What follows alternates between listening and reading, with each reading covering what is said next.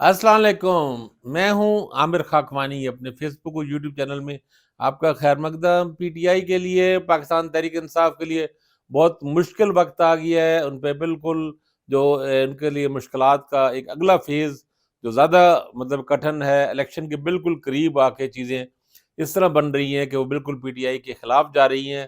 آج کے ولاگ میں اس پہ بات کرتے ہیں کہ پی ٹی آئی کے ساتھ کیا ہو رہا ہے، یہ کیا فیز کیسا ہے، اس کا پلان کیا ہے، کیا اسکرپٹ کیا ہو سکتا ہے، اور اس کی ریمیڈی کیا ہے، اس کے لیے کہ علاج کیا انہوں نے سوچا ہے، اس کے لیے کاؤنٹر پلان کیا ہے پی ٹی آئی کے پاس۔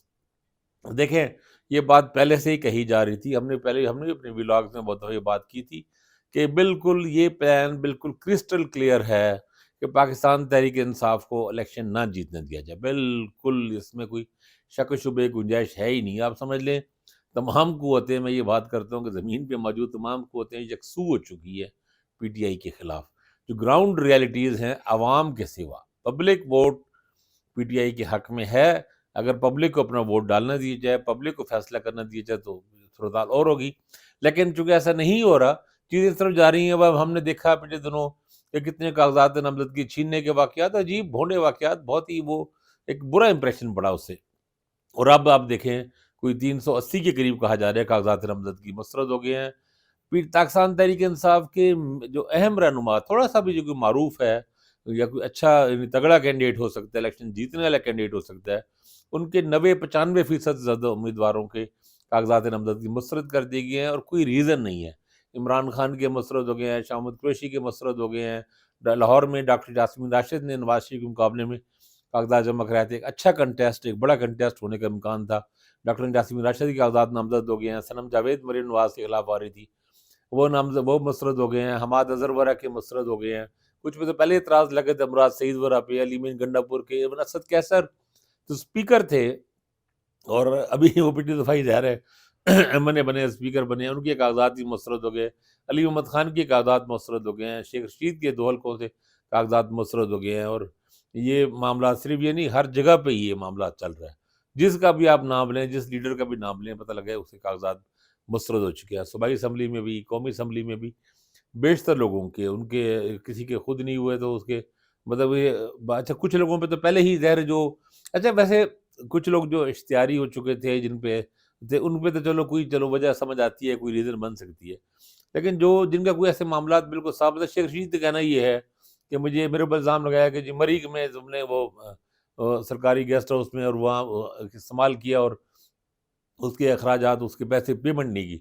شیخ رشید کہتے ہیں میں نے کبھی وہاں کیا ہی نہیں ہے، تو وہ میرے پاس 94-95 ہزار پیسے، میں نے کہا چلو میں بھر دیتا ہوں پھر بھی۔ انہوں نے کہا نہیں جی آپ اپنا حل ہیں بس۔ اور وہ ٹیکس ایشوز اور پراپرٹی ایشوز، اور شیخ صاحب کا کہنا یہ ہے ایسی کوئی بات ہے نہیں۔ اور وہ یہ بات اس لیے سمجھ آتی ہے کہ شیخ رشید بڑے تجربہ کار لوگ ہیں، ایم این اے ہیں، 7-8 دفعہ تو وہ رکن اسمبلی بن چکی ہیں، ان کو پتہ ہے کہ کون سی چیز ڈکلیئر کرنی ہے نہیں کرنی، اور سارے معاملات ان کو پچھلے سال 1.5 سال میں ہر ایک کو پتہ تھا کہ یہ تب الیکشن تک یہ چیزیں جا رہی ہے تو آئیں گی۔ تو ہر ایک نے اپنے پیپرز وغیرہ کو سب کو ایک یعنی جو سیاستدان ہوتے ہیں، الیکشن لڑنے والے ہوتے ہیں، وہ ہر چیز ٹھیک رکھتے ہیں، اپنی ایک اکارڈنگ ٹو لا رکھتے ہیں تاکہ کوئی مسئلہ نہ ہو۔ تو یہ سارے معاملات انلیگل ہی ہیں، لیگل تو کوئی نہیں ہے۔ اچھا ویسے بات یہ ہے، الیکشن کمیشن کی بھی معصومیت سمجھ لیں، سادگی سمجھ لیں، ہوشیاری سمجھ لیں، یا جو مرضی سمجھ لیں، تعصب سمجھ لیں، جو مرضی کہہ لیں آپ، جب آپ ریٹرننگ افسر جو آر او اگر انتظامیہ سے لیں گے تو یہی رزلٹ ہوگا نا۔ اب خود بتائیں، جو ڈپٹی کمشنر ہے، جو پی ٹی آئی کے لوگوں کو گرفتار کرا رہا ہے، ان پہ کریک ڈاؤن کرا رہا ہے، ان کو جیلوں میں بھیج رہا ہے، اگر اسی نے فیصلے کرنے ہوں گے تو کیا فیصلے کرے گا؟ بیوروکریسی تو کوئی ریزسٹ نہیں کرتی کبھی بھی، اور ان کو کیا پڑی ہے ریزسٹ کرنے کی؟ ان کو تو فوراً 1 منٹ کے اندر ہی ان کا تبادلہ ہو جائے گا یا معطل ہو جائیں گے۔ ہاں اگر عدلیہ کے لوگ ہوں تو وہ کچھ نہ کچھ مزاحمت کرتے ہیں، سیشن جج ہو، ڈسٹرکٹ جج ہو یا ایڈیشنل سیشن جج ہو، وہ ان پہ بھی پریشر آتا ہے، اور آسان نہیں ہے، ظاہر ہے ہائی کورٹ ججز کے لیے بھی آسان نہیں ہے، ہم دیکھ ہی رہے ہیں نا آج کل جو ہو رہا ہے، لیکن کچھ نہ کچھ تو وہ ریزسٹ کر سکتے ہیں کیونکہ وہ انتظامیہ کے انڈر نہیں ہے۔ ایک سیشن جج کا تبادلہ سیکٹری نہیں کر سکتا، چیف سیکٹری نہیں کر سکتا، وزیر اعلیٰ نہیں کر سکتا، گورنر نہیں کر سکتا، وہ ہائی کورٹس کے انڈر آتے ہیں، تو ظاہر ہے ہائی کورٹ کے چیف جسٹس پہ اتنا آسانی سے اثر انداز نہیں ہو جا سکتا۔ اور بہرحال اور اتنے جہاں بہت سارے آروزوں بے شمار اضلاع میں ظاہر ہو رہے ہوتے ہیں، تو کہیں نہ کہیں کچھ نہ کچھ ایسے لوگ آ جاتے ہیں جو ریزسٹ کر سکتے ہیں، جو اسٹرانگ ہوتے ہیں، مضبوط ہوتے ہیں، تو وہ یا اچھا ججز کا لوگوں کا کچھ نہ کچھ ان کو تھوڑا سا اپنا بھرم بھی رکھنا پڑ رہا ہوتا ہے، تو کہیں نہ کوئی انصاف کر رہے ہوتے ہیں. لیکن بہرحال چونکہ سارا پلان اس طرح چل رہا تھا، پلان یہ تھا کہ پی ٹی آئی کو پہلے مرحلے میں لوگوں کو نائل کر دیا جائے، اریسٹ کر دیا جائے، کاغذات نامزدگی جمع نہ کرا سکیں، جو کرائیں تو ان کو موسٹلی ان کو ریجیکٹ ہو جائے. اب ریجیکٹ ہونے والے کیا ظاہری طور پہ اپیل ہوں گے، اپیل کے ٹریبونل بن چکے ہیں. جو ٹریبونل بنے ہیں آپ ان پہ نظر ڈالیں تو آپ کو اندازہ ہو جائے گا کہ کیا ہونا ہے ہائی کورٹس میں بھی. تو پھر سپریم کورٹ تک معاملہ جائے گا، کچھ لوگ لے کے جائیں گے. اب ہر بندے کے لیے یہ آسان بھی نہیں ہے کہ اتنا خرچہ کرنا، لیکن چلیں وہ سپریم کورٹ جائے بھی سی. اب دن بڑے تھوڑے ہیں، ابھی اگلے یعنی آپ سمجھو 10-12 دنوں کے اندر ہی 15 جنوری تک ہی سب کچھ طے ہونا ہے. تو اب ان میں سے کچھ کو تو یہ ہے کہ شاید مل جائے اجازت سب کو دو اتنا آسانی سے 380 کے ساروں سب کو تو سپریم کورٹ سے لیفٹ نہیں ملا، کیونکہ انڈیویجول کیسز ہوتے ہیں نا، الگ الگ الزام آتے ہیں چارج شیٹ. کسی پہ انہوں نے ٹیکس کا الزام لگایا، کسی پہ ایف بی آر کا الزام ہے، کسی پہ کہ کوئی پراپرٹی ہونی کی یا ٹیکس گوشوارے کا، کوئی ہر قسم کے ظاہر مختلف قسم کے اعتراضات ہوتے ہیں. تو ہر ایک کیس اپنے طور پہ الگ الگ جائے گا. ایسا نہیں ہے کہ پی ٹی آئی کا سب کا کیس لا جائے. اب تحریک انصاف کا پلان کیا تھا؟ عمران خان نے پلان نہیں کیا تھا وکلاء کو کرے، لیکن وکلاء کو بھی شعیب شاہین کے ہی اسلام آباد سے کاغذات مسترد ہو گئے ہیں، اور لوگوں کے ہو گئے ہیں. لطیف کھوسے کے بیٹے کو خود بھی لائر ہیں خرم کھوسا، اس کو بھی اریسٹ کر لیا گیا ہے. اور بھی اس طرح جگہوں پہ وکلاء کو بھی یہ مسئلہ آ رہا ہے. ظاہر ہے جس نے کاغذات مسترد کرنے ہیں تو ان کو کیا، ان کو کہا گیا ہوگا کہ مسترد کر دو تو اس نے کر دیا، چاہے وہ وکیل ہو، چاہے مل اونر ہو، چاہے زمیندار ہو. اب وہ کیا، اب وکلاء کو اب دیکھنا یہ کہ ہائی کورٹ سے اور سپریم کورٹ سے کیا ریلیف. میں تو ویسے سچی بات ہے، کوئی میرے پاس تو جو معلومات کر رہے ہیں وہ چیزیں کوئی ایسی نہیں ہے کہ جو بہت دل خوش کہا جائے تحریک انصاف کے لیے. میں حیران ہوں کہ جو کچھ اگر جب نے ولاگز میں یہ خبریں ہیڈ لائنز یا تھمبنیل ایسے بناتے ہیں کہ بڑا زبردست پلان انہوں نے کیا اور درہم برہم رہ گئے اندازی اور سارے، ایسے کوئی بھی نہیں ہے بھائی. جو ہو رہا ہے ریئلسٹک جو پوزیشن ہے، ریئل پوزیشن ہے، وہ پی ٹی آئی کے لیے کافی پریشان کن ہے، کافی مشکل حالات ہیں. اور حالات ایسے جا رہے ہیں کہ آسان نہیں ہے. الیکشن میں جانا ان کے لیے آسان نہیں ہے. اب ان سب چیزوں میں دیکھیے کہ بڑا نقصان یہ ہوتا ہے کہ آپ الیکشن کمپین نہیں چلا پاتے. آپ کو یعنی 10-15 دن اس میں ضائع ہو جائیں گے. آپ ادھر جا رہے ہیں، ادھر جا رہے ہیں، سپریم کورٹ میں جا رہے ہیں، آپ کے پاس نا مارجن کم ہو جاتا ہے. ظاہری بات ہے آپ کوئی مخالف پوری کمپین کر رہے ہوں اور آپ ڈور ڈور کمپین کر رہے ہو مخالف، اور آپ نہ کر پائیں تو آپ کو یہ نقصان ہوگا.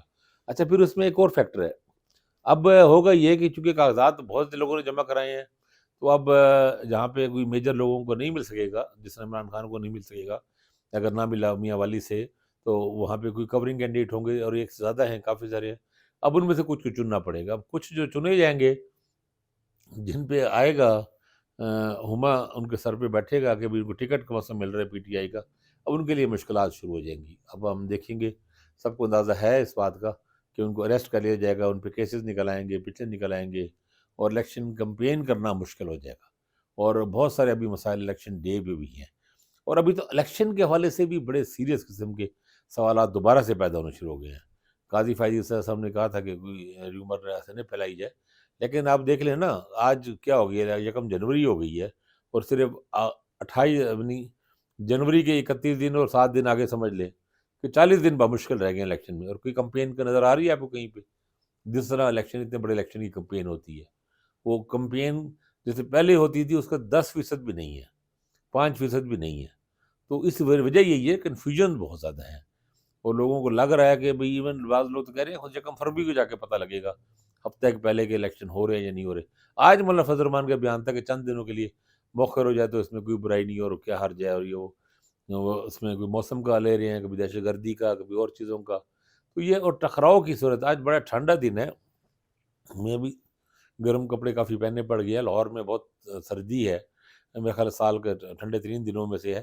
اور ان سردی کے دنوں میں ٹیمپریچر ہائی ہو چکا ہے، سیاسی بھی. تو صورتحال اچھی جگہ نہیں جا رہی، تشویشناک صورتحال اختیار کر رہی ہے. دیکھیں اللہ تعالیٰ خیر کرے. ابھی بھی اگر ممکن ہے کوئی عدلیہ سے، اعلیٰ عدلیہ سے ریلیف ہو جائے. کل بڑے اہم کیسز ہیں.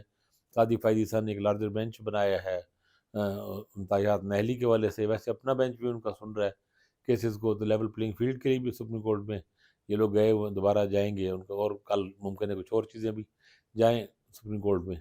تو دیکھیں کیا ہوتا ہے اگلے ہی انہی کچھ دنوں میں. اپیلیں بھی 3 جنوری سے شروع ہو جائیں گی، 3 جنوری مراد ہے پرسوں سے. تو صورتحال سیناریو جو ہے، چیزیں بڑھ رہی ہیں آگے کی طرف، اور وہ آگے کی طرف جو بڑھ رہی ہیں وہ آگے جو ہے وہ بہرحال پی ٹی آئی کے لیے کوئی اچھا نہیں ہے، پریشان کن ہے۔ اپنا خیال رکھیے گا، اللہ حافظ۔